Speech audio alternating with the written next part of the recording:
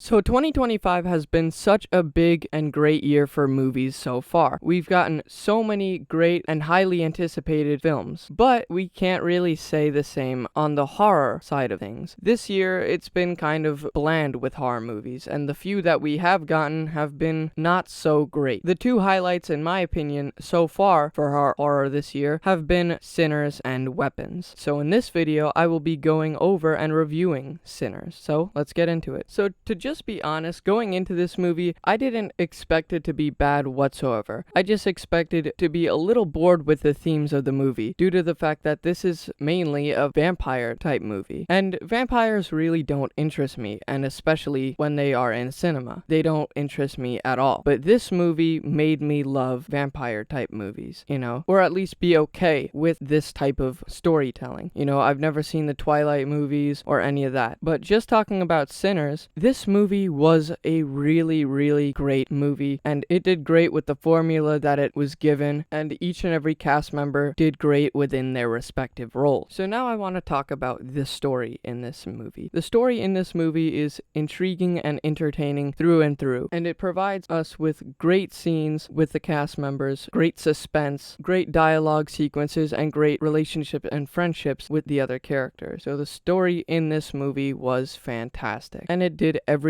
that it needed to do, and all the things that it needed to do, it did right for a horror movie, and especially a vampire movie. So the next thing I want to talk about in this review is the horror in this movie, and the horror is great, and it's mixed perfectly with the suspense in this movie as well. And it is definitely kind of eerie throughout the entire movie, especially when we do get to the barn scene where basically the latter half of the movie takes place, and also like a big part of the movie. This is essentially the set of the movie, because our characters are all trapped in the barn while all the vampires gaining in numbers surround the barn. And definitely at the barn is where all that horror lies. The kills definitely in this movie are great and are very shocking, how literally basically everybody in the barn except for Michael B. Jordan's character dies in very quite gruesome ways and shocking ways that will have your jaw drop to the ground. But throughout all these sequences, you will definitely be at the edge of your seat. But the horror in this movie is just fantastic, and honestly some of the best horror that we've seen all year. And since we just got off the subject of horror, now I need to talk about the suspense, because suspense and horror goes hand in hand, which obviously all us movie people know. But yeah, the suspense was really, really great in this movie. I found myself definitely at the edge of my seat every now and again, especially when it came to the vampires trying to get inside the barn during the big party, because that was definitely probably the single most disturbing scene of the movie, when all those vampires are standing outside of the doorway and they're not being allowed in. There's just total suspense. Like, are they just gonna reveal themselves and rip them apart, or are they just gonna peacefully walk away? Which they do peacefully walk away, but they definitely eerily walk away after doing a crappy and very eerie performance of a song that wasn't too appealing. It was basically a song about killing, so it wasn't gonna get them in the barn. Like, let me just knock at your door